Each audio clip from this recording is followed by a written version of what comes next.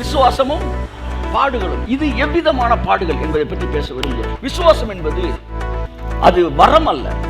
விசுவாசம் என்பது அது கனியும் கூட. விசுவாசம் என்பது அது ஒரு ஆயுதமும் கூட.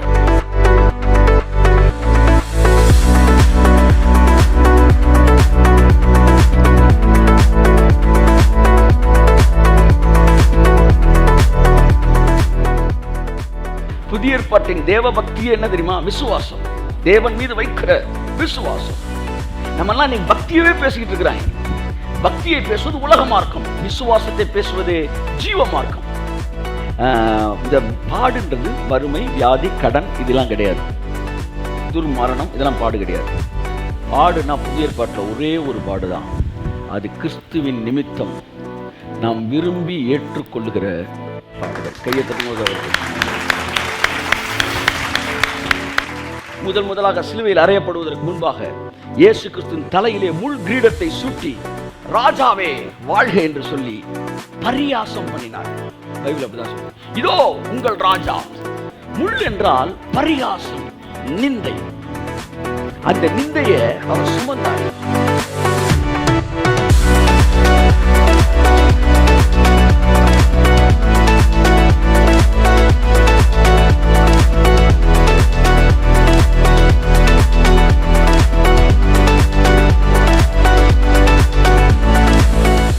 ஹல்லேலூயா. தொடர்ந்து விசுவாசத்தை பற்றி பார்க்க போகிறோம். ஆமென். ஹல்லேலூயா. Praise God. வசனத்தை வாசிப்போம். எபிரேயர் 11ஆம் அதிகாரம் 23, 24, 25. மோசே பிறந்தபோது அவனுடைய தாய் தகப்பன்மார் அவனை அழகுள்ள பிள்ளை என்று கண்டு. மோசே பிறந்தபோது அவனுடைய தாய் தகப்பன்மார் அவனை அழகுள்ள பிள்ளை என்று கண்டு விசுவாசத்தினாலே ராஜாவினுடைய கட்டளைக்கு பயப்படாமல் அவனை 3 மாதம் ஒளித்து வைத்தார்கள். விசுவாசத்தினாலே யாரு? மோசே இல்ல, மோசேயோட தாய் தகப்பன்மார். This is not the faith of Moses, it is the faith of the parents of Moses. சில நேரங்களில் பெரிய தலைவர்களையும் பெரிய ஊழியக்காரர்களையும் உருவாக்குவதற்கு அவர்கள் பெற்றோருக்கும் விசுவாசம் தேவைப்படுகிறது. அவன் வேலைக்கு போகாமல் இருக்கும்போது இந்த உலகத்தில் எப்படி இருக்க போகிறானோ என்பதையெல்லாம் பயப்படாமல், என் பிள்ளை எவ்வளோ கஷ்டப்படுற மாதிரி என் மைண்டு சொன்னாலும் அவனை நான் ஊழியத்துக்கு தான் ஒப்பு கொடுக்குறேன்னு பெற்றோர்கள் நிற்கும்போது, இது மோசையின் பெற்றோர்கள் எப்படி டெசிஷன் எடுத்து தைரியமாக தான் பிள்ளைய மினிஸ்ட்ரிக்கு தைரியமாக ராஜாவின் கட்டளைக்கு பயப்படாமல் ஒழிச்சு வச்சாங்களோ, அது மாதிரி சில பேரண்ட்ஸுக்கு அந்த ஃபெய்த்து தேவைப்படுது. பிள்ளைகளுக்கு ஃபெய்த் இருக்கிறது வேறு. நிறைய பேர் அந்த ஃபெய்த்தில் அம்மா அப்பா பகச்சிட்டு கூட ஊழியத்துக்கு வந்துடுறாங்க, விட்டுட்டு கூட ஊழியத்துக்கு வராங்க. It's good, okay.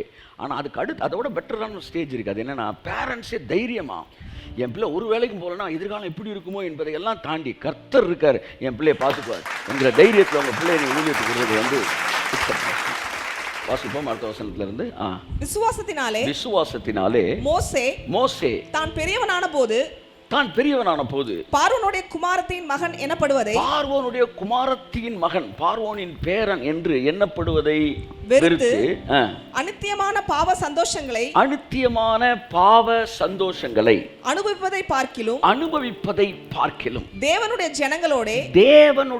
ஜனங்களோடு எல்லாம் சொல்லுங்க, ஜனங்களோடு துன்பத்தை அனுபவிப்பதையே தெரிந்து கொண்டு இனிவரும் பலன் மேல் நோக்கமாயிருந்து எகிப்தில் உள்ள பொக்கிஷங்களிலும் கிறிஸ்துவின் நிமித்தம் வரும் நிந்தையை அதிக பாக்கியம் என்று எண்ணினான். நான் சுருக்கமா வாசிக்கிறேன். விசுவாசத்தினாலே நிந்தையை பாக்கியம் என்று எண்ணினான். ஆமென். எல்லாம் சொல்லுங்க. விசுவாசத்தினாலே நிந்தையை, அவச்சொல்லை, கிரிட்டிசிசத்தை சொல்லுங்க, விமர்சனத்தை பாக்கியம் என்று எண்ணினான். நல்லா தட்டு. விசுவாசத்தினாலே நிந்தையை அதிக பாக்கியம் என்று எண்ணினான். எல்லாம் சொல்லுங்க. விசுவாசத்தினாலே நிந்தையை எண்ணினான். ஹல்லேலூயா. விசுவாசமும் நிந்தையும். எல்லாம் சொல்லுங்க, நிந்தையும். விசுவாச வேர்ட் ஆஃப் ஃபெய்த் நாங்கள் நிந்தை வராது நீங்க சொல்லக்கூடாது. இல்லை இப்படி சொல்றேன், விசுவாசமும் பாடுகளும்.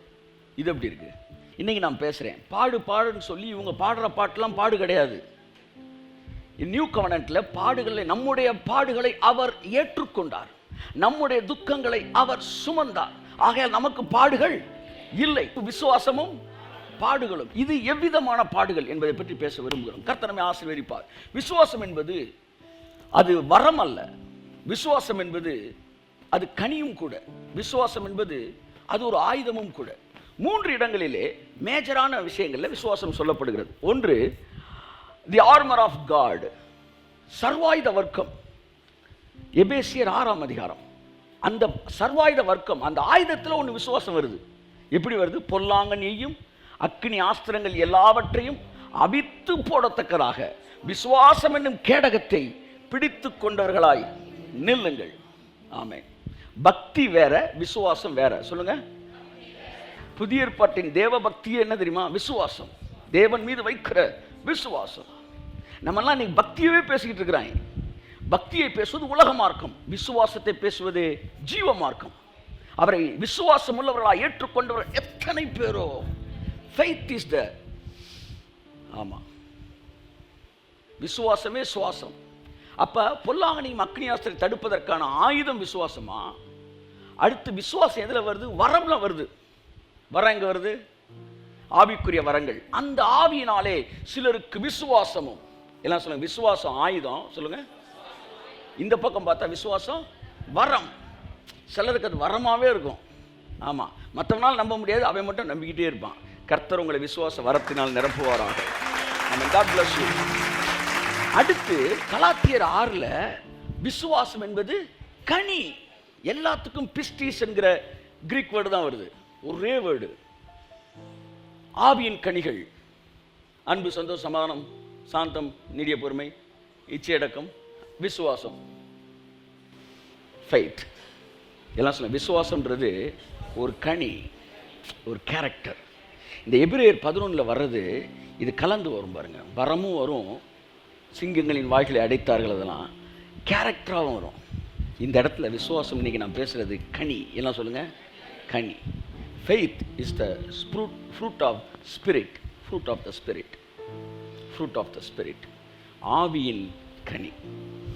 அந்த கனியில தான் அவன் வந்து விசுவாசத்தினாலே நிந்தையை பாக்கியம் என்று எண்ணினான் அப்படின்னா.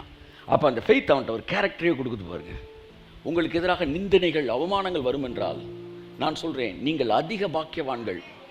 அது விசுவாசத்தினாலே அவன் பாக்கியவான் என்று எண்ணினான். சிலர் விசுவாச போதனைன்னு தனியாக பேசுகிறாங்க, சிலுவை போதனை அப்படின்னு தனியாக இருக்குது. இங்கிட்டு வந்து விசுவாச போதனைன்னு. ஆனால் உண்மை என்னன்னா, சிலுவையும் விசுவாசத்தையும் நீங்கள் பிரிக்கவே முடியாது. அதாவது இது ரெண்டும் ஒன்றோடு ஒன்று தொடர்புடையது. நம்ம விசுவாசமே சிலுவையில் தான் இருக்கு. சிலுவை தான் நம்ம விசுவாசமாவே இருக்கு. அப்ப சிலுவைன்னு ஒண்ணு ரெண்டு மீனிங் வருது. அதெல்லாம் இங்க குழப்பமே வருது. ஒன்று என்னன்னா ஃபினிஷ்டு ஒர்க், கைத்தட்டுங்க ஒருத்தர் இருக்கு. இன்னொன்று பெயின்ஃபுல் ஒர்க். சிலுவைன்னு ஒன்று ரெண்டு டைமென்ஷனில் மீனிங் வருது. நான் சொல்கிற புரியுதா உங்களுக்கு? இப்போ அவன் வேற டைமென்ஷனை மட்டும் எடுத்துக்கிறான். சிலுவைன்னு ஒன்று பெயின்ஃபுல் ஒர்க்குன்றான், நம்ம சிலுவைன்னு ஒன்று ஃபினிஷ்டு ஒர்க் அப்படின்றோம். அப்போ என்ன, இந்த ரெண்டுமே அதில் மறைந்திருக்கிறது. அதான் நான் சொன்னேன், BMW வாங்க எவ்வளோ நாள் ஆகும்னு கேட்டப்போ ஒரு இன்ஜினியர் 1 வருஷம்ன்றாரு, டாக்டர் 6 மாதம்ன்றாரு, ஒரு MBA படித்தவரை வந்து 1.5 வருஷத்தில் வாங்கிடுவேன்றாரு. ரத்தன் டாட்டாட்ட கேட்டால் என்ன சொல்கிறாரு, 5 வருஷம் ஆகுன்றாரு. என்ன சார் BMW வாங்க 5 வருஷமானா? ஆமாம், அந்த கம்பெனி பெரிய கம்பெனி இல்லைன்றாரு. அவர் கம்பெனி வாங்குறத பற்றி யோசிச்சுட்டே கேட்குறாரு. அவருக்கு டைமென்ஷன் அப்படி இருக்குது, இவங்க டைமென்ஷன் ஃபுல்லாக கார் வாங்குறதுல இருக்குது. அந்த மாதிரி சிலுவைன்னு ஒன்று நம்ம என்ன டைமென்ஷனில் அதை கேட்குறோம். சிலுவை என்றால் என்னுடைய அத்தனை பாடுகளுக்குமான முற்றுப்புள்ளின்னு அர்த்தம். இனி எனக்கு பாடு இல்லைன்னு அர்த்தம். என்னுடைய பாடுகளை அவர் ஏற்றுக்கொண்டார். ஆகையால் அவர் நிமித்தம் பாடுகளை, அவருடைய பாடுகளை நான் ஏற்றுக்கொள்கிறேன். இதுதான் கிறிஸ்துவின் நிமித்தம் வருகிற நிந்தை. எல்லாம் சொல்லுங்க. விசுவாசம் என்றால் பாடுகள் கிடையாது என்பதுதான் சத்தியம். விசுவாசிக்கிறவர்களுக்கு நிந்தனை என்கிற பாடுகள் உண்டு என்பது சத்தியம். இந்த பாடுன்றது வறுமை, வியாதி, கடன் இதெல்லாம் கிடையாது. துர்மரணம் இதெல்லாம் பாடு கிடையாது. பாடுனா புதிய ஏற்பாட்டில் ஒரே ஒரு பாடு தான். அது கிறிஸ்துவின் நிமித்தம் நாம் விரும்பி ஏற்றுக்கொள்ளுகிற பாடுகள். கையை தட்டும்போது Praise the Lord. Hallelujah. என் அன்புக்குரியவர்களே, விசுவாசத்தினாலே நிந்தையை பாக்கியம் என்று எண்ணினான். எல்லாம் சொல்லுங்க. நிந்தையை சிந்தையிலே வச்சிருக்கிறவங்களுக்கு அதை பற்றி அவங்களுக்கு தேவன் மேலே விசுவாசம் இல்லைன்னு அர்த்தம். ஆனால் தேவன் மேலே விசுவாசம் வச்சிருக்கவங்க நிந்தையை அதிக பாக்கியம் என்று எண்ணுவார்கள். ஆமென் சொல்லுங்க. விசுவாசத்தினாலே எல்லாம் சொல்லுங்க. மோசே பெரியவனான போது, எல்லாம் திரும்ப சொல்லுங்க, பெரியவனான போது. அப்படின்னா இந்த நிந்தையை ஏற்றுக்கொள்ளுகிற சத்தியம் என்பது ஒருத்தன் பேச ஆரம்பிக்கிறான்னா அவன் பெரியவனாகிறான் அப்படின்னு அர்த்தம். நிந்தனைக்கு பயப்பட்டா அவன் பெரியவன் ஆகலன்னு அர்த்தம். நிந்தையை சமாளிக்க துணிஞ்சிட்டானா மோசே பெரியவனான போது கையை தட்டு. ஆமென். இப்ப கர்த்தர்கிட்ட சொன்னாரு, ஜஸ்டின், நிந்தை மிகப்பெரிய ஆசீர்வாதம், மிகப்பெரிய ஆசீர்வாதம். இன்னைக்கு நேற்று பேசலை அப்படின்னா நேற்று முந்தா நேற்று எதாவது ஆயிருக்குன்னு அர்த்தம். அவர் நான் பேசுனது 15 வருஷத்துக்கு முன்னாடி என்கிட்ட பேசிட்டாரு. அந்த 15 வருஷத்துக்கு முன்னாடி பேசுனே இப்போ கும்முன்னு போயிட்டே இருக்கு. அதனால எதுவுமே நம்ம டிஸ்டர்ப் பண்ணலை. இன் காட்ஸ் பிரசன்ஸ் ஐ சே. என்னன்னா அந்த நிந்தை என்பது பெரிய ஆசீர்வாதம் அப்படின்றத நீங்கள் புரிஞ்சுக்கிட்டு அந்த நிந்தையெல்லாம் அப்படி அப்படி அப்படின்னு தட்டி விட்டு போனீங்கன்னா என்ன அர்த்தம்னா நீங்கள் பெரிய ஆள் ஆகிட்டீங்கன்னு அர்த்தம். சார், நம்ம நிந்தனையை பற்றி அவர் கவலைப்பட மாட்டேன்றார் சார் அப்படின்னா மோசே பெரிய ஆள் ஆகிட்டார் சார், அவர் வளர்ந்துட்டார் சார். கைத்தட்டுங்க சார் அவருக்கு. ஆமென். விசுவாசத்தினாலே நிந்தையை பெரியவனான போது, எல்லாம் சொல்லுங்க. விசுவாசத்தில் உங்கள் ஆவிக்குரிய வாழ்க்கையில் நீங்கள் பெரியவர்கள் ஆகும் போது நிந்தையை, எல்லாம் சொல்லுங்க, அதிக பாக்கியம் என்று என்ன துவங்குவீர்கள். ஹல்லேலூயா. விசுவாசத்தினாலே தேவன் மீது விசுவாசம் வைத்திருக்கிறவர்கள் என் வாழ்க்கை முழுவதும் தேவனுடைய கட்டுப்பாட்டில் இருக்கிறது. முக்கியமான வார்த்தைகள் கடந்து வருகிறேன். என்னுடைய வாழ்க்கை முழுவதும் தேவனுடைய கட்டுப்பாட்டில் இருக்கிறது. அவருடைய அனுமதி இல்லாமல் என் தலைமுடி ஒன்றும் கீழே விழாது என்பதை ஆழமாய் விசுவாசிக்கிறவர்கள் நிந்தையை அதிக பாக்கியமாகவே கருதுவார்கள். ஆமென் சொல்லுவோம். ஓகே, திரும்ப வாசிமா. விசுவாசத்தினாலே மோசே விசுவாசத்தினாலே மோசே தான் பெரியவனான போது பார்வோனுடைய குமாரத்தின் மகன் எனப்படுவதை வெறுத்து அநித்தியமான பாவ சந்தோஷங்களை அனுபவிப்பதை பார்க்கிலும் தேவனுடைய ஜனங்களோடு துன்பத்தை அனுபவிப்பதை தெரிந்து கொண்டு அடுத்து இனி வரும் பலன் மேல் நோக்கமா இருந்து, எல்லாம் சொல்லுங்க, இனி வரும் பலன். நிந்தைக்கெல்லாம் என்ன இருக்கு? இனிமே தான் பலன் இருக்கு. ஒத்துக்கிறீங்களா? எல்லாம் சொல்லுங்க. ஜெபத்துக்கு பலன் இருக்கு, உபவாசத்துக்கு பலன் இருக்கு. இதெல்லாம் உங்களுக்கு தெரியும். ஒரு ரகசியம் சொல்லட்டுமா? உங்களை நிந்திக்கிற நிந்தைக்கும் உங்களுக்கு பலன் இருக்கு. ஆமென். ஆமென். பைபிள் சொல்லுதா, நீ வெட்கம் அனுபவித்த சகல தேசத்திலும் உன்னை கீர்த்தியும் புகழ்ச்சியுமாக்கும்படி செய்வேன்.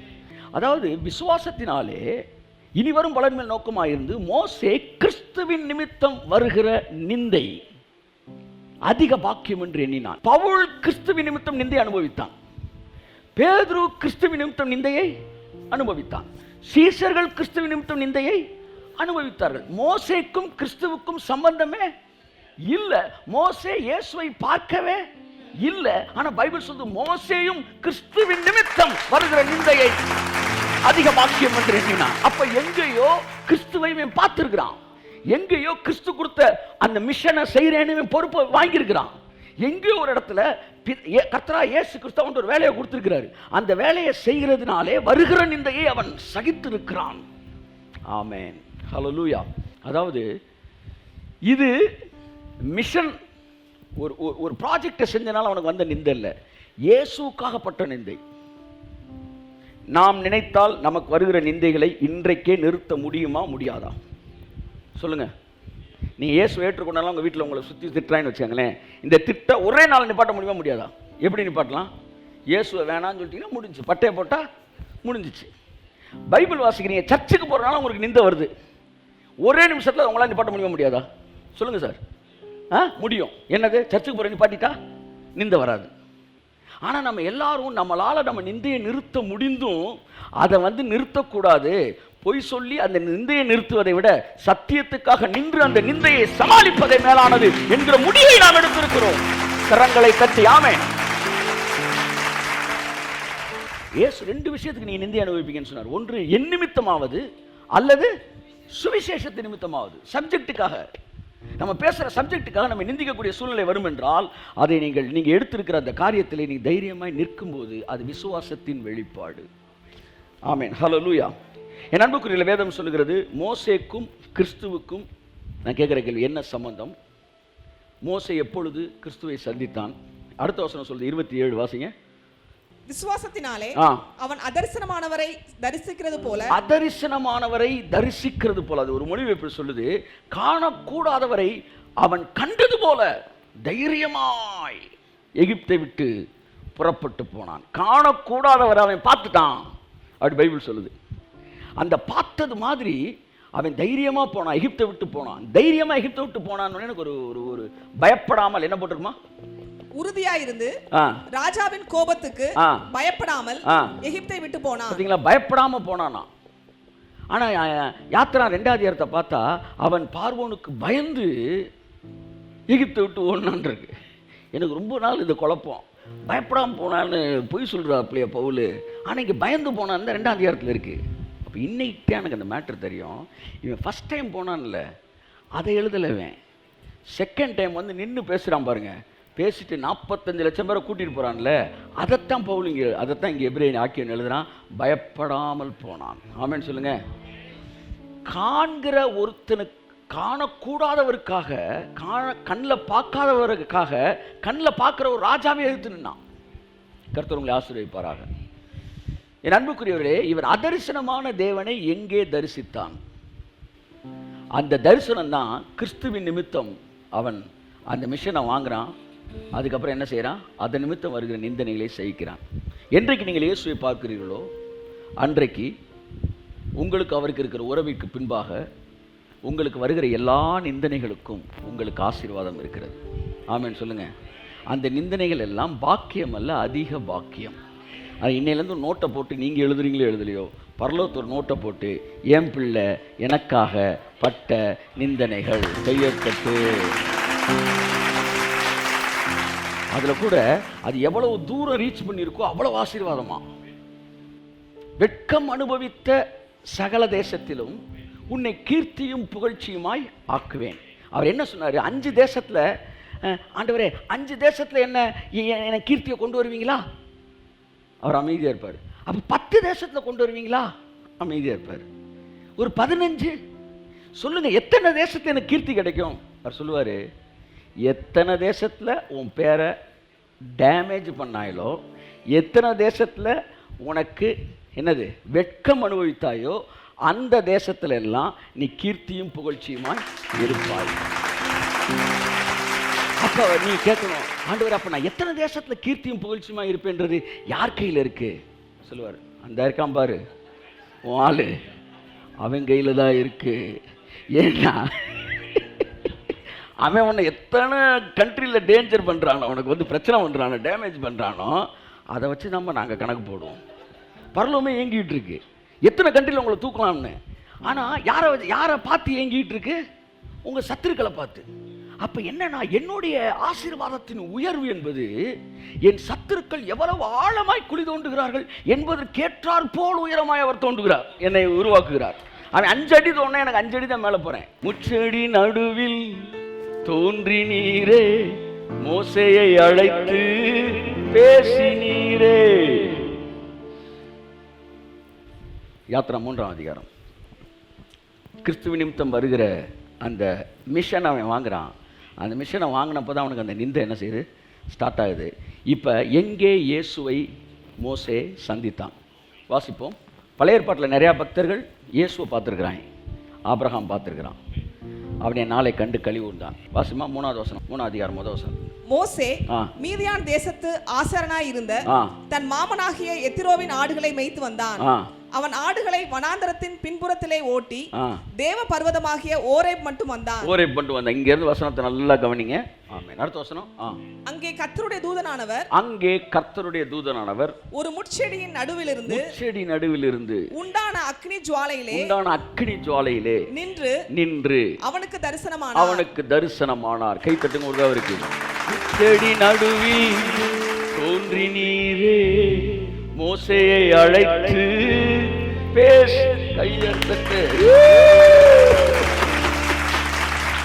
இங்கே அவருக்கு தரிசனமானது பிதாவா குமாரனா? சொல்லுங்க.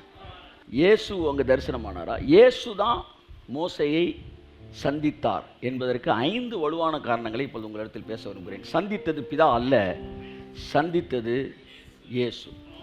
எகிப்துக்கு உன்னை நான் எகிப்து கூட்டு போறேன் வான்றார். எல்லாம் சொல்லுங்க. ஆனா ஆபிரகாம்கிட்ட என்ன சொன்னாரு?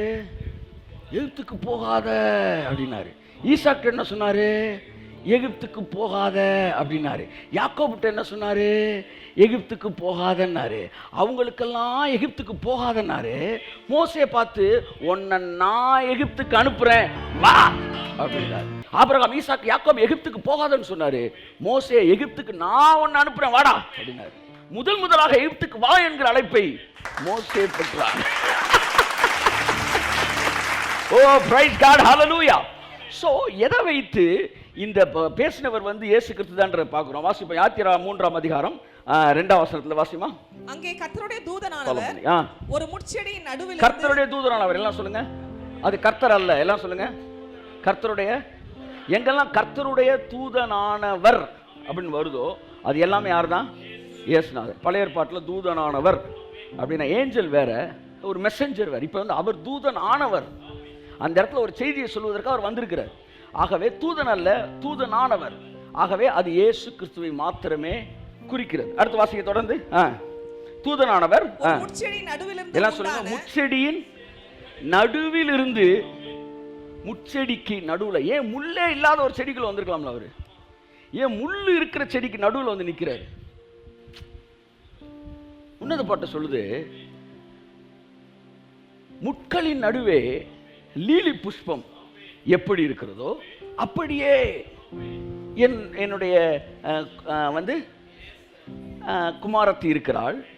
காட்டு மரங்களுக்குள்ளே அதாவது முட்கள் என்பது அந்த வசனம் எங்க வருது? முள்ளு ஃபர்ஸ்ட்னா ஆதாம் வீழ்ச்சிக்கு பிறகு வருகிறது. ஆதாம் தப்பு பண்ணிட்டான். இனி பூமி முள்ளையும் குறுக்கையும் பிறப்பிக்க. அப்ப முள்ளுனா என்ன அடையாளம்? பூமியில இருக்கிற விஷயங்கள். அப்ப பூமிக்குள்ள இருந்து அவர் தோன்றுவார். அதாவது மனுஷகுமாரன் என்பதற்கு அடையாளம் தான் முள்ளுக்கு நடுவில் அவர் வர்றது. கையை தட்டுங்க சார். அவர் ஆமே. முட்களின் நடுவில் அவர் வர்றாரு. அப்ப அதாவது இந்த விழுந்து போன உலகம், சபிக்கப்பட்ட உலகத்துக்குள்ளாக தன்னை வெளிப்படுத்துகிறவர் யார் என்றால் அவர் குமாரனாகிய கிறிஸ்து என்பதை காட்டுவதற்காக தான் முள்ளுக்கு நடுவில் வராரு. ஃபியூச்சர்ல நான் இந்த முள்ளுக்குள்ள தான் நான் பிறக்க போறேன், இவ்வளவு பிரச்சனைகள் மத்தியில் நான் ஊழியம் செய்ய போறேன், நான் மனுஷகுமாரனா இருக்கிறேன் என்பதை காட்டுவதற்கு முள்ளுக்குள்ள அவர் வராரு. முட்களுக்குள்ள வாசிங்க. நடுவில் இருந்து உண்டான அக்கினி ஜுவாலையில் நின்று அவனுக்கு தரிசனமானார். அப்ப எங்க இருக்கிறாரு? அக்கினி ஜுவாலையில் இருக்கிறாரா? பைபிள் சொல்லுது அந்த அக்கினி ஜுவாலை எரிந்தும் அது வெந்து போகாமல் இருந்தது. திரும்ப பாருங்க, மனுஷகுமாரனுக்கு இன்னொரு அடையாளம் இங்க வருது. அக்கினிக்குள்ள நிற்கிறாரு. ஆனா அது என்ன செய்யல? இது எங்க இருக்கு டக்குன்னு சொல்லுங்க. தானியல்ல 3 பேரை உள்ள போடுறாங்க. 4வது ஆள் ஒரு ஆள் இருக்கிறாரு. அவர் அக்கினிக்குள்ள நிற்கிறாரு. ஆனா என்ன செய்யல? முடி கூட கருகலை. ஸோ மறுபடியும் இது மனுஷகுமாரனை பற்றிய இன்னொரு கன்ஃபர்மேஷனு. ஸோ 1 தூதனானவர், 2 முள்ளுக்குள்ள இருக்கிறாரு, 3வது அக்கினிக்குள்ள இருக்கிறாரு. ஆனால் வேகாத ஒரு அக்கினிக்குள்ளாக அது காட்சியளிக்கப்படுகிறது. ஸோ இந்த 3மே வந்திருக்கிற தேவகுமார் என்பதை பற்றி பேசுகிறது. திரும்ப 8ஆம் வசனமும் ஒரு விஷயத்தை சொல்லுது. வாசிங்க. அவர்களை எகிப்தியர் கைக்கு விடுதலையாக்க நான் இறங்கினேன் என்கிற வார்த்தையே இயேசு கிறிஸ்து கூறியது. ஏனென்றால் பவுல் சொல்றாரு, இறங்கினவரே எல்லாவற்றை நிரப்பத்தக்கதாய் ஏறினார். ஸோ இறங்கினார் அப்படின்னாலே பிதா கிடையாது, அது இயேசு. ஸோ மறுபடியும் இங்கே இயேசுதான்றதுக்கு இன்னொரு விஷயம். அடுத்து 14ஆம் வசனம். அதற்கு தேவன் இருக்கிறவராக இருக்கிறேன் என்று மோசையோடு சொல்லி, இருக்கிறேன் என்பவர் என்னை உங்களிடத்துக்கு அனுப்பினார் என்று இஸ்ரவேல் புத்திரரிடத்தில் சொல்வாயாக. ஆங்கிலத்தில் இருக்கு ஐ ஆம் தட் ஐ ஆம் அப்படின்றாரு. எல்லாம் சொல்லுங்க, ஐ ஆம் தட் ஐ ஆம்ன்றாரு. விசுவாசமும் பாடுகளும், இது எவ்விதமான பாடுகள் என்பதை பற்றி பேச விரும்புகிறேன். விசுவாசம் என்பது அது வரம் அல்ல. விசுவாசம் என்பது அது கனியும் கூட. விசுவாசம் என்பது அது ஒரு ஆயுதமும் கூட.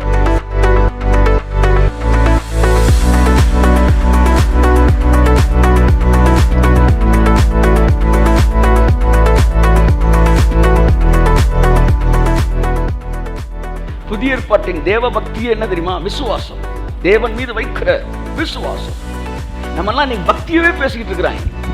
பக்தியை பேசுவது உலக மார்க்கம், விசுவாசத்தை பேசுவது ஜீவ மார்க்கம். இந்த பாடுன்றது வறுமை, வியாதி, கடன் இதெல்லாம் கிடையாது. துர்மரணம் இதெல்லாம் பாடு கிடையாது.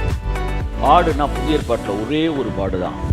அது கிறிஸ்துவின் நிமித்தம் நாம் விரும்பி ஏற்றுக்கொள்ளுகிற பாடுகள். கையை தட்டும்போது முதலாக சிலுவையில் அறையப்படுவதற்கு முன்பாக இயேசு கிறிஸ்துவின் தலையிலே முள் கிரீடத்தை சூட்டி ராஜாவே வாழ்க என்று சொல்லி பரியாசம் பண்ணினார். பைபிள் அப்படிதான் சொல்லுது. இதோ உங்கள் ராஜா. முள் என்றால் பரியாசம், நிந்தை. அந்த நிந்தையை அவர் சுமந்தார்.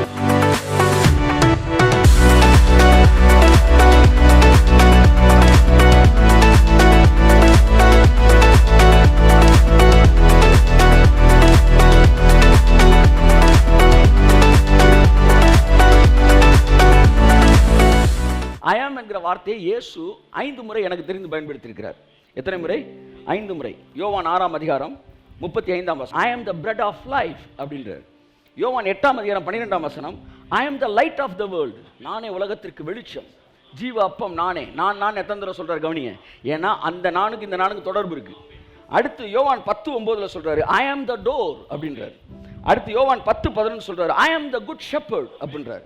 யோவான் 11:25-26 சொல்றாரு ஐ am the resurrection and the life அப்படின்றார். அடுத்து யோவான் 16:14-6 சொல்லுது ஐ am the way, truth, life. யோவான் 15:5 ஐ ஆம் த வைன். 7 தடவை ஐ ஆம் இருக்காரு. இங்கே இவர் சொல்றாரு ஐ ஆம் தட் ஐ ஆம். கையை தட்டு. என்ன சொல்றாரு? ஐ ஆம் தட் ஐ ஆம். அந்த ஐ ஆம் இருக்குல்ல, ஃபியூச்சர்ல சொல்ல போறாருல, ஐ am the door, I am the shepherd, I am the light, I am the resurrection, ஐ ஆம் சொல்லுங்க தட் ஐ ஆம். அதாவது பிதா சொன்னாரு அவர் உன் தலையை நசுக்குவார்.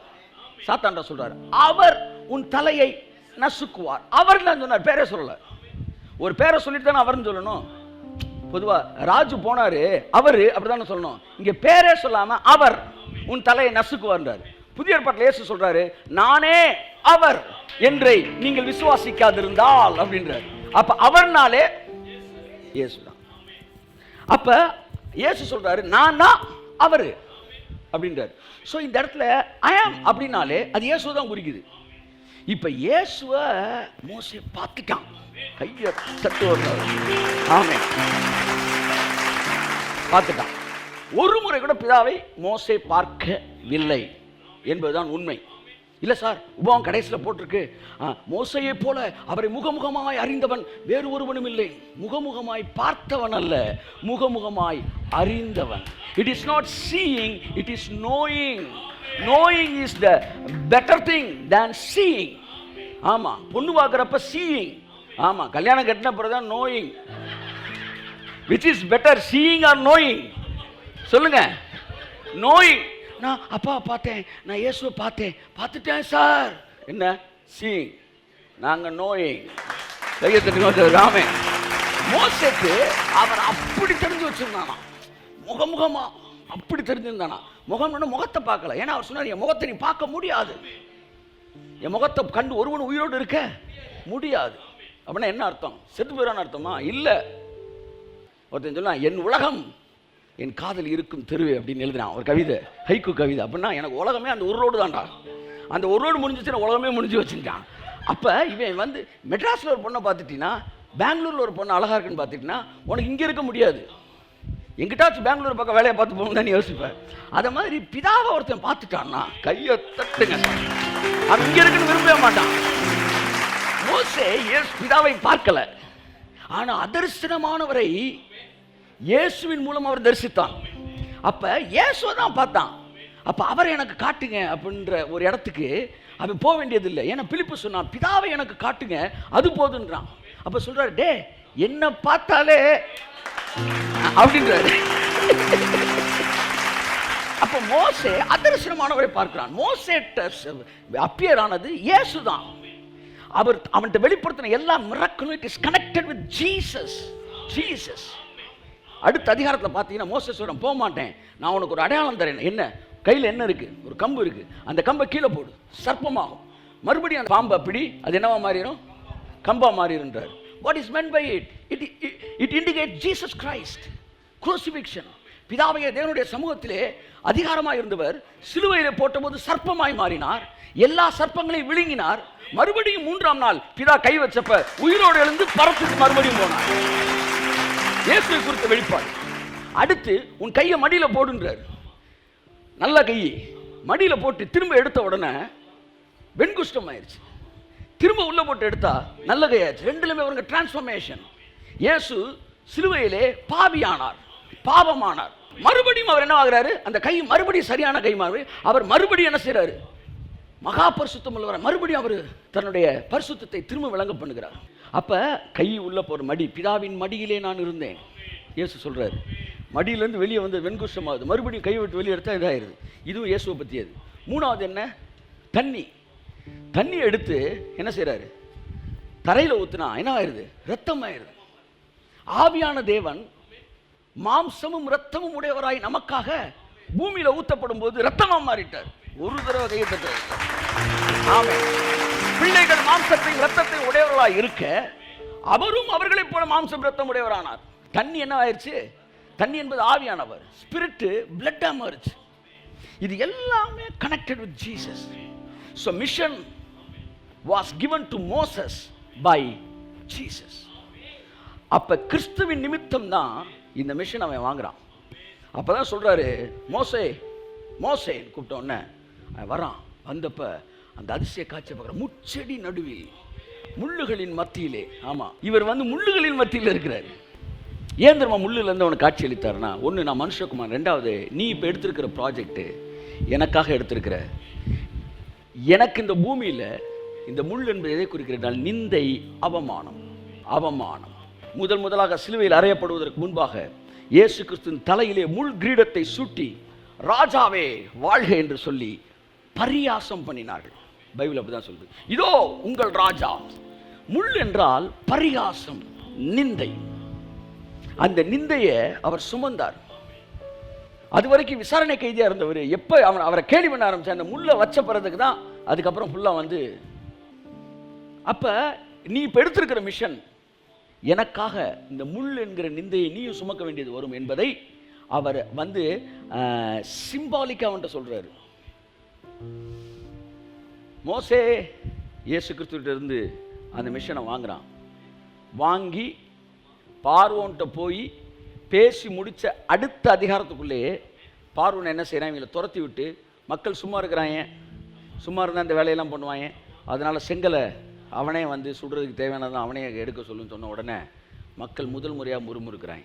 பைபிளுடைய சத்துருக்களின் நிமித்தம் என்னை செவ்வையான பாதையில் நடத்தும், என் சத்துருக்களின் நிமித்தம் அவர் என்னை ஆசீர்வதிக்கிறார், வெட்கம் அனுபவித்தது நிமித்தம், இது எல்லாமே நெகட்டிவ் நிமித்தம் தேவன் உங்களை ஆசீர்வதிக்கிறது. அதனால எல்லாத்துக்கும் தேங்க் பண்ணுங்க, தேங்க் பண்ணுங்க. ஆமென் சொல்லுவோம். அதனால மோசே எல்லா நிந்தையும் விசுவாசத்தினாலே, அந்த நிந்தையை மோசே மனசுக்குள்ள என்ன இருந்துச்சுன்றத எப்படி ஆக்கியும் எழுதுறான்.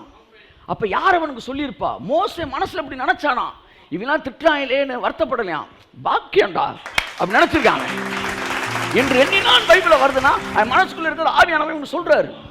ஆனா கர்த்தர் சொன்னார் பாருங்க, அவர் சொல்றா, நான் பார்த்து வளர்ந்தப்ப, நான் பார்த்து வளர்ந்தப்ப இவன் தண்ணியிலேருந்து யார் தூக்கிட்டு வந்தது?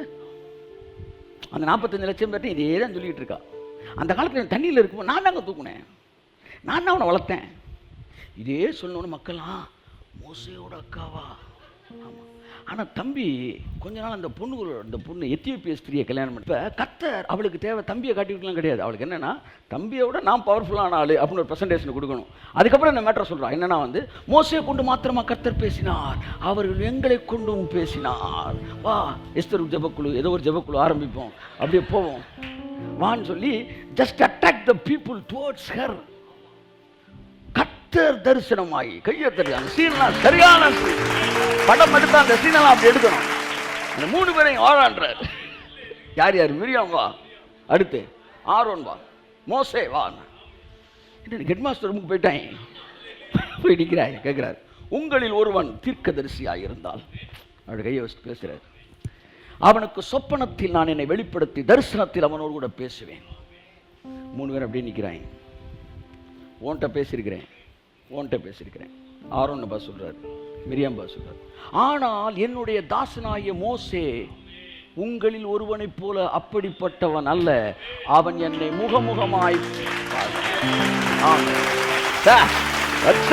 தலைவர்.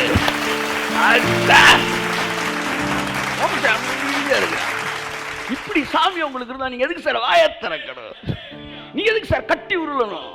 நீங்க எதுக்கு சார் சண்டை போடணும்? ஒரு நாள் ஹெட் மாஸ்டர் கூப்பிடுவார் சார், நம்மள அன்னைக்கு போய் நிப்போம் சார். நம்ம அப்ப சொல்லுவார் சார், என் தாசனாக ஜஸ்டினோ உங்களை போல அல்ல, அப்படி அவர் பேசுவார் சார். அதனால நீங்க அமைதியா இருங்க சார். பைபிள் தெளிவா சொல்லுது சார், தேவனுடைய தாசனாய மோசே அவன் பூமி எங்கும் சாந்த குணம் உள்ளவனாக இருந்தான். மோசே கோவப்பட்டவனா சாந்த குணம் உள்ளவனா? சொல்லுங்க சார்.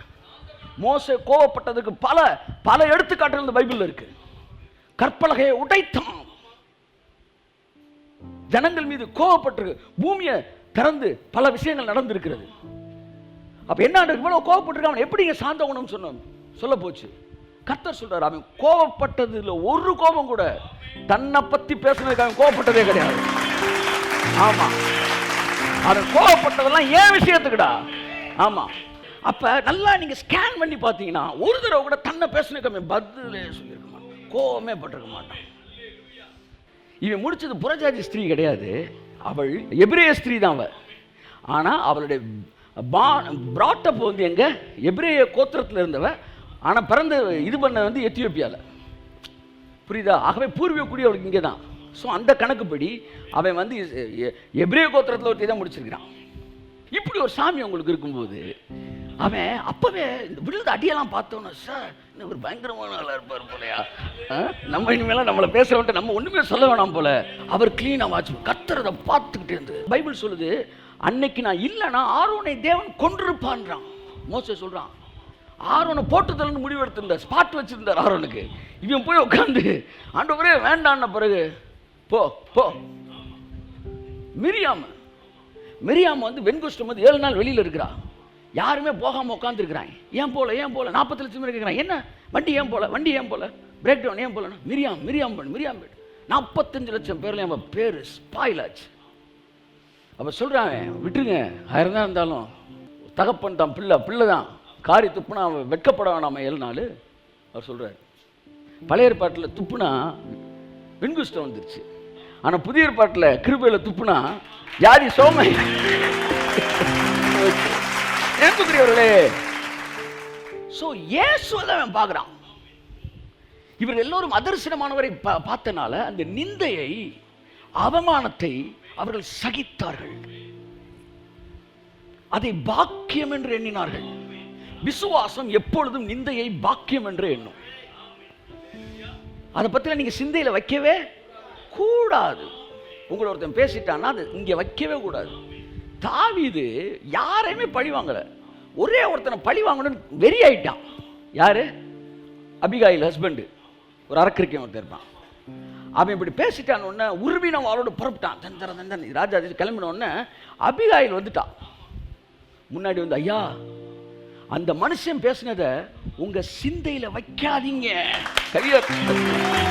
பயங்கரமான வார்த்தை. கவன்ல கட்டி கல்ல எரிகிற மாதிரி உங்க சிந்தனையில் இல்லாம அதை எரிஞ்சிருங்க. நீங்க எவ்வளவு பெரிய ஆளு, அவனை நீங்க பழி வாங்காதீங்கன்னு சொன்ன உடனே, நான் இந்த பாவம் செய்யாதபடி என்னை தடுத்த இஸ்ரவேலின் தேவனாய கர்த்தருக்கு மகிமை உண்டாகட்டும். நல்ல வேலைடா, ஏன்னா தாவீதுன்றவன் யாருமே பழி வாங்காதவன். அதனால தான் இயேசு கிறிஸ்து தாவீதின் குமாரன் என்று அழைக்கப்பட்டார். மற்ற யோசேப்பு, ஆபர் எல்லாருமே பரிசுத்தத்தில் இவனை விட சூப்பர். ஆனால் எவனுமே மன்னிச்சவன் கிடையாது, அங்கங்கே பழி வாங்கியிருக்கான். ஆனால் ஒருத்தன் தான் பரிசுத்தத்தில் அந்த விளையாட்டினால் எல்லாரையும் மன்னிச்சான். ஒரு முறை கூட வந்து தனக்கு வந்த நிந்தையை பழி வாங்கக்கூடிய ஒரு இடத்திற்கு தேவனை வந்து அவனை என்ன செய்யலை, விடலை. அப்போ நான் ஒன்று சொல்லவா, உங்கள் குணங்களிலே உயரிய குணம் எது தெரியுமா? எது தெரியுமா? பெர்ஃபெக்ஷன் என்ன தெரியுமா? எது தெரியுமா? உயரிய குணம். உங்கள் தேவனாய பிதாவாகிய தேவன் நல்லோர் மீதும் தீயோர் மீதும் மழையை பெய்ய பண்ணுவது போல நீங்களும் உங்கள் சத்துருக்களை மன்னிக்கும் போது நீங்க பிதாவை போல பூரண சற்குணராகிறீர்கள். பூரண சற்குணன்றது என்ன தெரியுமா? எதிரிய மன்னிக்கிறீங்க பாருங்க, அதுதான் இருக்கிறதுலே ஹையஸ்ட் லெவல். அதாவது பூரண புருஷன் அப்படின்ற என்ன தெரியுமா? எதிரியை மன்னிப்பது. எதிரியை மன்னிப்பது. ஆமா சார், எதிரியை மன்னிப்பது. நீங்க வந்து பிஹெச்டியில் வந்து ஃபர்ஸ்ட் கிளாஸ் பயங்கரமாக பாஸ் பண்ணிட்டீங்க, நீட்டில் வந்து ஒரு ஒரு டாக்டர் ஆகிறதுக்கு எதுலேயோ பெரிய பெரிய எக்ஸாம்லாம் பாஸ் பண்ணிட்டீங்க, அதிலே பாஸ் பண்ணி ஃபஸ்ட் கிளாஸில் வந்து கோல்டு மெடலிஸ்ட்டில் வந்து நிற்கிறீங்க. நீங்கள் தகுதியானவராக உள்ளே வந்து நிற்கிறீங்க, உள்ளே நுழையிறதுக்கு. இப்போ போய் 10th மார்க் ஷீட் எடுன்னு கேட்பான் யாராவது? அதெல்லாம் தாண்டி வந்துட்டேனே. அப்படி தான் மன்னிக்கிற இடத்துக்கு நீங்கள் வந்துட்டீங்கன்னா தேவன் உங்களை அங்கே அப்படி தான் ஹேண்டில் பண்ணுறார். என் அன்புக்குரியவர்களே, மோசே தேவனிடமிருந்து ஒரு பெரிய மிஷனை வாங்குறான். இந்த மிஷன் முடிக்கிறதுக்குள்ள அவனுக்கு அநேக நிந்தை அவமானம் வந்துச்சு. ஆனால் அவன் உறுதியாய் நின்றான். பவுல் சொன்னான், என் மாம்சத்தில் எனக்கு ஒரு முள் கொடுக்கப்பட்டிருக்கிறது. இந்த மாம்சத்தில் எனக்கு ஒரு முள் இருக்கு, என்னை எந்திரிக்க விடாமல் என்னை கொட்டிக்கிட்டே இருக்கிறேன். என் அன்புக்குரியவர்களே, இயேசு கிறிஸ்து தன்னுடைய சீசர்களை அனுப்பும் போதும் நிந்தனைக்கும் அவமானத்துக்கும் பயப்படாதீங்கன்னு சொல்லி தான் அனுப்பினார். ஒரு அதிகாரத்தை நீங்கள் வாசித்தே ஆகணும், அது வாசித்தா தான் நிறைவு பெறும். ஏன்னா இது வரைக்கும் நம்ம பழைய ஏற்பாட்டில் மோசே செஞ்சு தான் பார்த்தோம். புதிய ஏற்பாட்டில் இயேசு அனுப்பும்போது என்ன செய்கிறார்? மத்தேயு 5ஆம் அதிகாரம் 11ஆம் வசனத்தை வாசிப்போம்.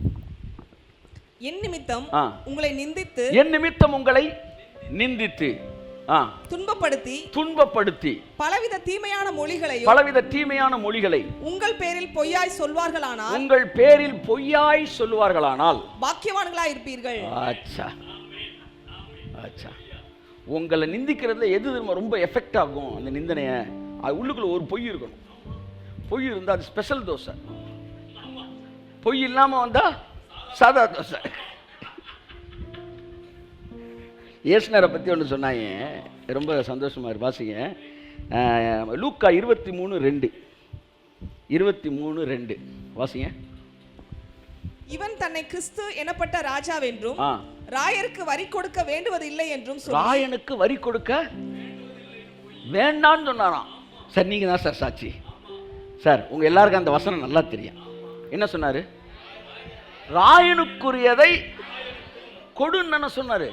ஆனால் இவன் என்ன சொன்னா? கொடுக்க வேணான்னு சொன்னாங்க. சரிங்களா? நான் அப்படி சொல்லவே இல்லையா? இதுக்கு பேர் தான் பொய்யா சொல்றது. அந்த வசனத்தை வாசி, சீக்கிரம் முடியும். என் நிமித்தம் உங்களை நிந்தித்து துன்பப்படுத்தி பலவித தீமையான மொழிகளையும் உங்கள் பேரில் பொய்யாய் சொல்வார்களானால் பாக்கியவான்களாய் இருப்பீர்கள். சந்தோஷப்பட்டு களி கூறுங்கள். கையத்தட்டு. உங்களை பற்றி பொய்யாய் சொன்னா என்ன செய்யணுமா? நீங்க பாருங்க, சிரிக்கணும்னு சொல்லலையா? மகிழ்ச்சி, அதை தாண்டி சந்தோஷம், அதை தாண்டி ரிஜாய்ஸ். ஸோ நீங்கள் நிந்தையை சகிக்கிறேன்ற பேரில் நீங்கள் அவிஞ்சிடக்கூடாது. நீங்கள் அதே ஸ்பிரிட்டில் இருக்கணும். ஆனால் மற்றவர்கள் நிந்தையை நீங்கள் அங்கீகரி. நான் என் பேரில் உன்னை பொய்யாய் சொல்லுவாரா, நீங்கள் என்னவா இருப்பீங்க? களி கூறுங்க. வாசிமா. சந்தோஷப்பட்டு களி கூறுங்க, பரலோகத்தில் உங்கள் பலன் மிகுதியா இருக்கும். இப்போ சொல்கிறேன், ரட்சிக்கப்பட்ட எல்லாருக்கும் பலன் இருக்கு. என்ன சொல்லுங்க? யாருக்கெல்லாம் நிந்தனை வருதோ அவங்களுக்கு பலன் மிகுதியாயிருக்கு. விசுவாசத்தினாலே தைரியமாக நீங்கள் நிந்தனையை அதிக பாக்கியம் என்று கருதுங்கள். அதற்கு முன்பாக எல்லாம் எழுதுறார். ஒவ்வொன்றுக்கும் ஒவ்வொரு விதமான பலன் பேசுறார். நீங்கள் மலை பிரசங்கத்தை பார்த்தீங்கன்னா, ஆவியில் எளிமையாக இருந்தால் அதுக்கு என்ன கிடைக்குமா? பரலோக ராஜ்யம் அவருடையது. பரலோக ராஜ்யம் அவர்களுடையது. அடுத்து துயரப்படுகிறவர்கள் பாக்கியவான்கள். துயரப்பட்டா அதுக்கு என்ன கிடைக்குது? ஆறுதல் அடைவார்கள். ஆறுதல். ஒவ்வொன்றுக்கும் ஒவ்வொரு விதமான blessing. ஆனா நிந்திக்கப்பட்டா இது எல்லாவற்றோட அதிக பலன் பைபிள் சொல்லுது. அதனால இது மனசுல ஆழமா இதோட எஸ்டாப்ளிஷ் கன்ஸ்ட்ரக்டிவ் ஆயிருங்க. கர்த்தர் உங்களை ஆசீர்வதிப்பார். என் அன்புக்குரியவர்களே, மத்தேயு 10ஆம் அதிகாரத்தை வாசிங்க. 10ஆம் அதிகாரம் 1ஆம் வசனத்தை வாசிங்க. நான் இந்த வசனத்தை வாசித்தா இதோட முடிச்சிடலாம்னு நினைக்கிறேன். Okay, I want to complete this with this verse, this chapter. 10:1 வாசிமா. அப்பொழுது அவர் தம்முடைய 12 சீஷர்களையும் தம்மிடத்தில் வரவழைத்து அசுத்த ஆவிகளை துரத்தவும் சகல வியாதிகளையும் அதிகாரம் கொடுத்தார். 12 பேரை கிட்டக்கு வந்து கூப்பிட்டு, தம்பி போங்கப்பா, எல்லா இதையும் துரத்து. 5வது வசனம் வாசிமா. இந்த 12 இயேசு அனுப்புகையில் அவர்களுக்கு கட்டளையிட்டு சொன்னது என்னவென்றால், அவங்களுக்கு கீழே இன்ஸ்ட்ரக்ஷன் கொடுக்குறாரு. நல்லா கவனிங்க என்ன சொல்லி கொடுக்குறாரு. வாசிங்க. 10 வாசிங்க. வழிக்காக பையையாவது 2 அங்கிகளையாவது பாதரட்சைகளையாவது தடியையாவது தேடி வைக்க வேண்டாம். தடியாவது தேடி வைக்க வேண்டாம். வேலையால் தன் ஆகாரத்துக்கு பாத்திரனாய் இருக்கிறான். அடுத்த வசனம் வாசிங்க. எந்த பட்டணத்திலாவது கிராமத்திலாவது நீங்கள் பிரவேசிக்கும் பொழுது பாத்திரவான் யார் என்று விசாரித்தவன் தங்கியிருங்கள். அடுத்த வசனம். ஒரு வீட்டுக்குள் பிரவேசிக்கும் போது அதை வாழ்த்துங்கள். அடுத்து, எவனாகிலும் உங்களை ஏற்றுக்கொள்ளாமலும் உங்கள் வார்த்தைகளை கேளாமலும் போனால் அந்த வீட்டையாவது பட்டணத்தை விட்டு புறப்படும் போது உங்கள் காலில் இருக்க தூசி உதறிவிட்டு போங்கள். அடுத்து, நியாய தீர்ப்பு நாளிலே அந்த பட்டணத்தை பார்க்கலாம். அதுக்கடுத்து, ஆடுகளை ஓநாய்களுக்குள்ளே அனுப்புகிறது போல. முக்கியமான வார்த்தை, ஆடுகளை ஓநாய்களுக்குள் அனுப்புகிறது போல நான் உங்களை அனுப்புகிறேன். ஆகையால் சர்ப்பங்களைப் போல வினவுள்ளவர்களாம் புறாக்களைப் போல கபடற்றவர்களாயும் இருங்கள். அடுத்த வசனம். மனுஷரை குறித்து எச்சரிக்கையா இருங்கள். அண்டர்லைன் தி வேர்ட். வியாதியை பத்தி எச்சரிக்கையாரு, பிசாசை பத்தி கூட எச்சரிக்கையாருன்னு சொல்லுவார். பிசாசெல்லாம் சுற்றி போயிடாண்டார். சகல பிசாசையும் துரத்துவார். ஐயா லூசிபர் அம்புட்டையும் துரத்திடுவாடா. ஆனா ஒண்ணு தெரிஞ்சுங்க, வாடா வாங்க கிட்ட வாங்க. இந்த மனுஷங்களை பத்தி மட்டும் ஜாக்கிரதையா. மனுஷனை குறித்து எச்சரிக்கையாரு, பிசாசை பத்தி பயப்பட வேணாம். அவனை லெஃப்ட்ல விட்டு ரைட்ல ஏத்திட்டு போயிடலாம். ஆனா மனுஷனை குறித்து ஜாக்கிரதையாரு. அவர்கள் உங்களை ஆலோசனை சங்கங்களுக்கு ஒப்பு கொடுத்து தங்கள் ஜெப ஆலயங்களில் உங்களை வாரினால் அடிப்பார்கள். எங்க வச்சு அடிப்பாங்களா? எங்க வச்சுனா ஆலயத்துல அடிப்பாங்களாம். புரியுது? அவசரம் நிறைவேறிச்சா? கை தட்டுங்க. ஆமா, ஆலயத்து நடுவில் வச்சு அடிப்பாங்க அவங்கள. நாங்க இல்ல, ஆனா அடி எங்கன்னா அவங்களை எங்க வச்சுதான் அடிச்சாரு? என்ன ஆலயத்து நடுவில் வச்சுதான் அடிச்சாரு. வாங்கிக்கிறோம் நாங்க. ஜெப ஆலயங்களிலே வாரினால் அடிப்பார்கள். அடுத்து, அவர்களுக்கும் புறஜாதியாருக்கும் சாட்சியாக என் நிமித்தம் அதிபதிகளுக்கு முன்பாகவும் ராஜாக்களுக்கு முன்பாக கொண்டு போய் விடப்படுவீர்கள். அடுத்து வாசிப்பா. அவர்கள் உங்களை ஒப்பு கொடுக்கும் போது எப்படி பேசுவோம் என்றும் என்னத்தை பேசுவோம் ஓகே, அந்நேரத்தில் உங்களை அருளப்படும். அடுத்த வாசிங்க சீக்கிரம். அடுத்து பேசுற அடுத்து அடுத்த வசனம். சகோதரன் தன் சகோதரனையும் தகப்பன் தன் பிள்ளையையும் மரணத்துக்கு ஒப்பு கொடுப்பார்கள். பார்த்தீங்களா? சகோதரன் ஆவிக்குரிய வாழ்க்கையில் பேசுறேன். தகப்பன் பிள்ளையை கொடுப்பானா? ஆவிக்குரிய தகப்பன்மார்கள் தங்களுடைய அடுத்த ஜெனரேஷன் ஊழியக்காரங்களை காட்டி கொடுப்பார்களாம். அதுக்கடுத்து வாசிங்க. என் நாமத்து நிமித்தம் நீங்கள் எல்லாராலும் பகைக்கப்படுவீர்கள். அடுத்து, முடிவு பரியந்தம் நிலைத்திருப்பவனே ரட்சிக்கப்படுவான். அடுத்தது, ஒரு பட்டணத்தில் உங்களை துன்பப்படுத்தினால் மறு பட்டணத்திற்கு ஓடி போங்கள். மனுஷகுமாரன் வருவதற்குள்ளாக நீங்கள் இஸ்ரவேலுடைய பட்டணங்கள் எல்லாம் சுற்றி முடியாதென்று மெய்யாகவே உங்களுக்கு சொல்கிறேன். அதுக்கடுத்து, சீஷன் தன் போதகனிலும், முக்கியமான வார்த்தை இதோடு நான் முடிக்கிறேன். சீஷன் தன் போதகனிலும் வேலைக்காரன் தன் எஜமானிலும் மேற்பட்டவன் அல்ல. அடுத்து, சீஷன் தன் போதகனை போலவும் வேலைக்காரன் தன் எஜமானை போலவும் இருப்பது போதும். போதும்னா என்ன அர்த்தம்? அந்த அளவு இருந்தாலே போதும். அதை விட பெருசெல்லாம் நீ என்ன செய்வேனா அப்படின்னு என்ன அர்த்தம்னா, என்னையே நிந்திச்சாய், நீ நிந்தனையே இல்லாம ஒரு ஊழியம் பண்ணணும் என்ன செய்யாத, நினைக்காத. நீ நினைச்சினா சீசன் எஜமானனோட நீ பெரிய ஆளா ஊழியம் பண்ண நினைக்கிற. நீ எஜமானன மாதிரி இருந்தாலே அதுதான் சஃபிஷியன்ட், அதுதான் வந்து எனஃப், அதுதான் வந்து பீக் ஸ்டேஜ். நீ எவ்வளவு தெளிவாக வேலை பார்த்தாலும் நீ எஜமானரோட சூப்பராக வேலை பார்த்துட முடியாது. எஜமானர் என்ன செஞ்சாரு? அவரையே என்ன செஞ்சாங்க? பேல்சபுல் சொன்னாங்கன்னா அவருடைய வீட்டாரை சொல்லுவது அதிக நிச்சயம். ஆமென். அதுக்கப்புறம் வாசிங்க. அவர்களுக்கு பயப்படாதிருங்கள், வெளியாக்கப்படாத மறைபொருளும் இல்லை, அறியப்படாத ரகசியம். கை தட்டுங்கள் இந்த வசனத்துக்கு ஒரு தடவை. என்னைக்கு நானும் சத்தியதம் இதுதான் என்பது இந்த ஜனங்கள் அறிந்து கொள்வார்கள். வெளியாக்கப்படாத மறைபொருள் இல்லை, அறியப்படாத ரகசியம் இல்லை. ஆகவே தைரியமாக நாம் கடந்து செல்வோம். முச்செடி நடுவில் தோன்றியவர், மோசே அழைத்து பேசினவர், எகிப்து தேசத்துக்கு கூட்டி சென்றவர், உங்களை எடுத்து தேவன் பயன்படுத்துவார். கரங்களுக்கு கர்த்தருக்கு நன்றி சொல்லுவோம். ஆமென், ஆமென், ஆமென்.